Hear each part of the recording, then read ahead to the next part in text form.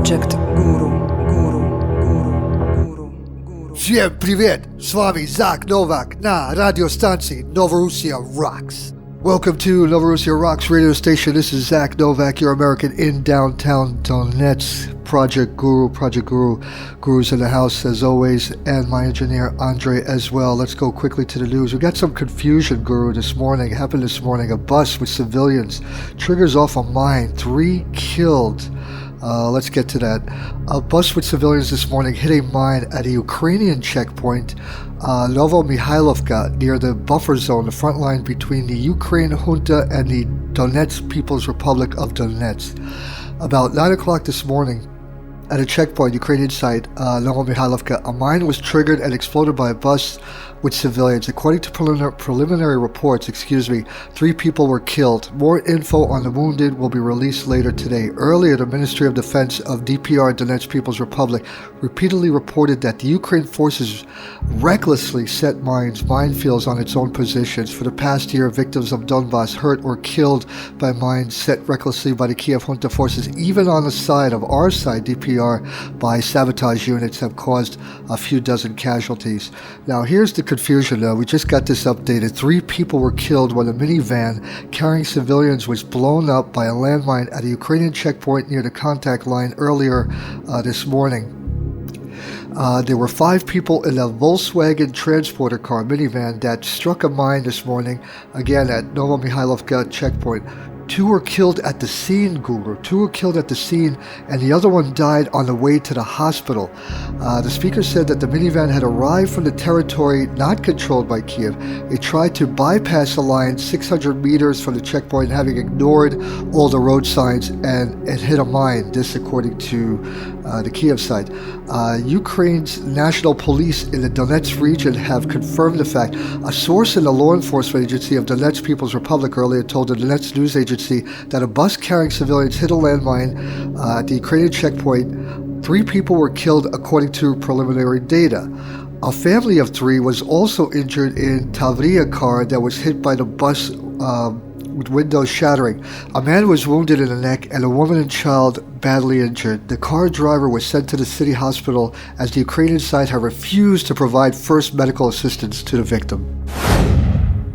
Nazi Erdogan is at it again. Not only does he kill 60 Kurds over the weekend, but look at this, GuRu. Turkish junta sends military equipment to Ukraine for notorious Tatar battalions. This is updated intelligence sources. Military equipment was transferred by a Turkish ship from Bulgaria to the territory of former Ukraine, namely in the Kherson region. In a Bulgarian town, members of a political party, Ataka, tried to disrupt loading on the Turkish ship. The leader Kalakale, the name of the ship, which belongs to a company, Kalakale Anya Tourism Serketi. Military equipment, armored vehicles, MTLB. According to intelligence sources, the activists were dispersed by the police, and the vessel shipped off and finally arrived in Odessa on the 3rd of February, its targeted destination. On that evening, a column of armored vehicles and MLRS began to leave the port area. These columns went to the city of Razdelnaya of the Odessa region, where they were loaded on railway platforms. The intelligence source continues, suggested that part of the military hardware is for the so-called Tatar battalions formed by the leaders of a terrorist group with the support of Turkey. The intelligence sources also noted that the base configuration of the battalions are fighters from the nationalist Turkish organization, the Grey Wolves, as well as members of Majlis, who also previously participated in battles in Syria together with members of the terrorist organization ISIS. According to intelligence sources, the presence of the militants in the south of Ukraine, in particular the Kherson region, as well as in Odessa and Nikolaev, testifies that Poroshenko and his owners are not interested in an implementation of the Minsk agreements. If, despite the signing, Ukraine has drawn more and more mercenaries and military equipment to the front, despite the statements of Poroshenko that the Ukrainian supposedly security forces are fighting in Syria against ISIS, for some reason those against whom he was going to fight, come to wage war against the people of Donbass on the Ukrainian side. Apparently, NATO leadership is using a kind of union of Ukraine together with Turkey and ISIS to attempt and cause the destruction of the Russian Orthodox world. GuRu, listen to this. The Führer, Angela Merkel, criticizes Russia for its war on terror. German Chancellor Angela Merkel intentionally criticized Russia's activities in Syria during her visit to, of course, Turkey. Alexei Pushkov, the head of the Russian State Duma Committee for Foreign Affairs, said in an interview with Russia 1 TV channel. Merkel told a joint news conference held jointly with the Turkish junta Prime Minister Ahmet Davutoglu that she had been horrified by the suffering of tens of dozens of civilians caused by the bombardments, including those carried out by the Russian side. Yet, she did not mention the bombing today by ISIS, killing and badly wounding 18 civilians in Damascus. Of course, the place where it was said is also important. Angela Merkel understands perfectly that the Turkish-Russian relations have been strained to the maximum, Pushkov said, adding that the German Chancellor was still holding a tough and non-constructive stance on Russia. So she blames Russia, GuRu. She blames Russia for what Putin is doing is stopping terrorism, is stopping ISIS. Yet she doesn't mention about ISIS, what they did in Damascus and all the bombings over the years by ISIS. Shame on you, Führer Merkel. Hey GuRu, listen to this. Is Pinochet spiritually that Nazi dictator still with us? A Peruvian man was killed when he stepped on a landmine by trying to cross the border illegally into Chile, authorities said Monday. The Chilean dictator, General Augusto Pinochet, laid hundreds of thousands of mines along Chile's borders with Peru and Bolivia in the 70s, saying he feared invasion. Peruvian police said 27-year-old bled to death after the mine exploded late Sunday near a Peruvian border control post. He was identified as Franci Mamani Aquino. A Colombian citizen was injured by a mine nearby last year. In 2012, a Peruvian taxi exploded in a minefield, killing at least one person in the same area. Authorities said the driver went off the road and entered a well-marked minefield in an apparent attempt to avoid border controls. Many mines still left by the dictator Pinochet. The Hague Tribunal verdict could be expected by March 31st for our hero Vojislav Šešelj. The Hague Tribunal has not yet informed Serbia about the date when the verdict will be read out to the leader of the Serbian Radical Party, SRS, Vojislav Šešelj, but said this could be expected by March 31st. Rasim Ljajić, president of the National Council for Cooperation with this tribunal, said on Monday. Ljajić told TV Pink that Serbia would decide on the tribunal's request for Šešelj to be present during the reading of the verdict after receiving it, underlying that Serbia would meet its international obligations and adhere to its law, but would also have to take care about the overall stability in the country and society. Asked about SRS officials charged with contempt of court, Ljajić said that Serbia had proposed to the tribunal that they be tried in their own country. Virus H1N1 outbreak. Death toll in Ukraine has reached 246. The flu epidemic toll in Ukraine has reached 246, the health ministry said on Tuesday. Since the epidemic's outbreak, 246 flu-related lethal cases were registered, including 3 deaths among children under 17, adding that over 3.5 million people got infected with the flu in Ukraine. The epidemic thresholds are exceeded in 15 of 27 Ukraine regions. The Odessa region, Ukraine South, where 40 lethal cases were reported, is hit by the epidemic most. Health ministry data shows swine flu, officially known as influenza virus H1N1, is spreading in Ukraine since December. Russia to provide all radar data on MH17 Malaysia Airlines flight disaster. According to Russia's Federal Air Transport Agency, Russia is willing to provide all radar data. Russia still has all the radar data stored on the ill-fated Malaysia Airlines flight MH17 and is ready to provide it again to the relevant institutions if needed, the deputy head of Russia's Federal Air Transport Agency said on Tuesday.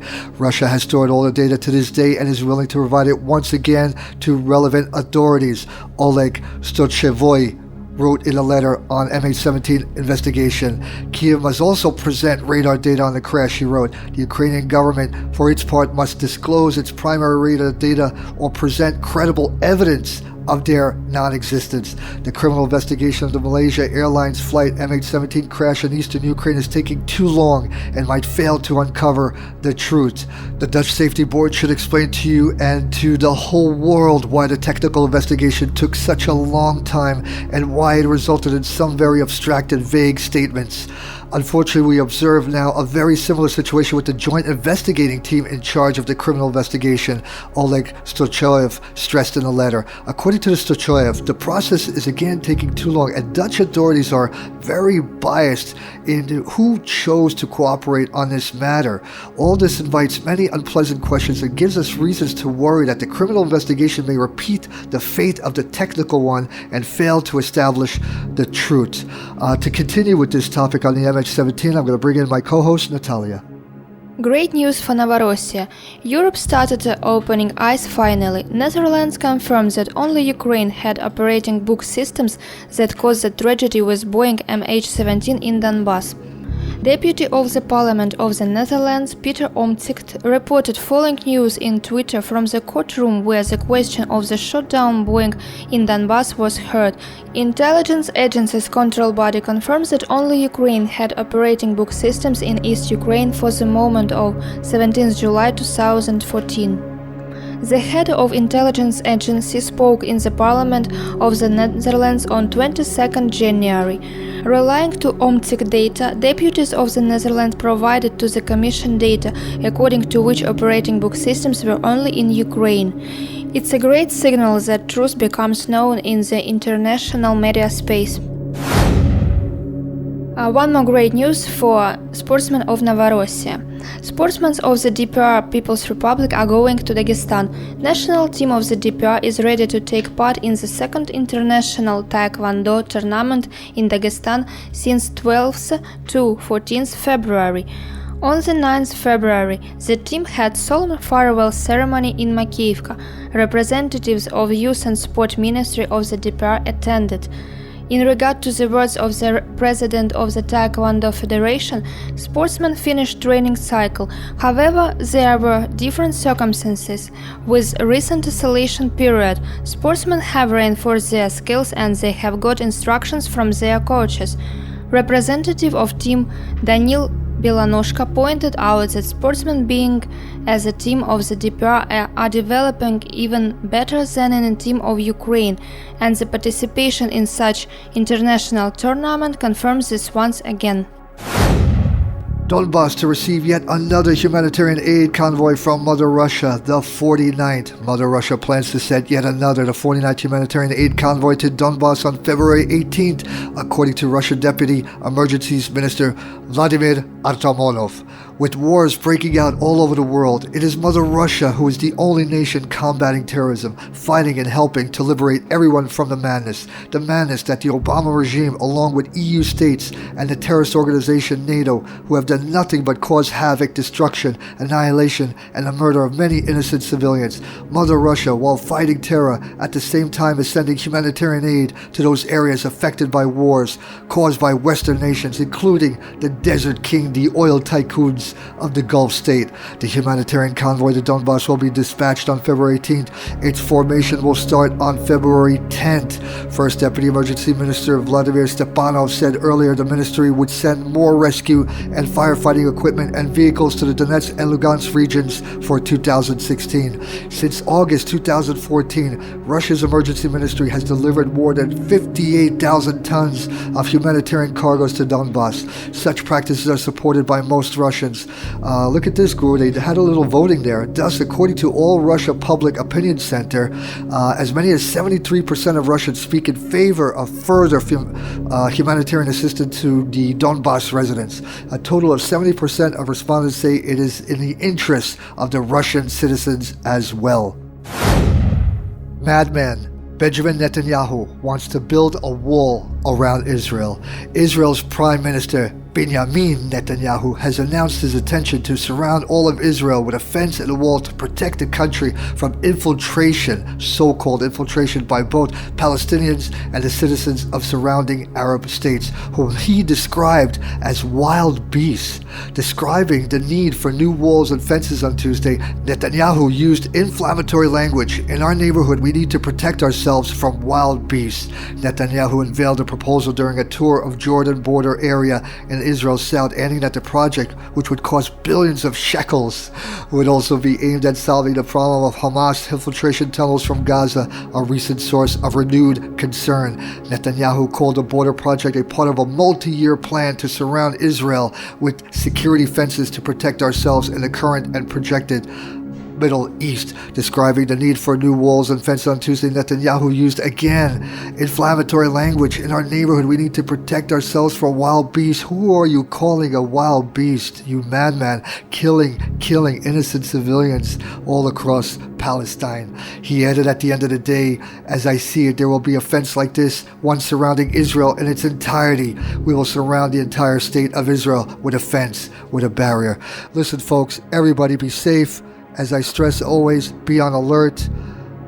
Have a great day. See you all on Friday. Bye-bye, folks.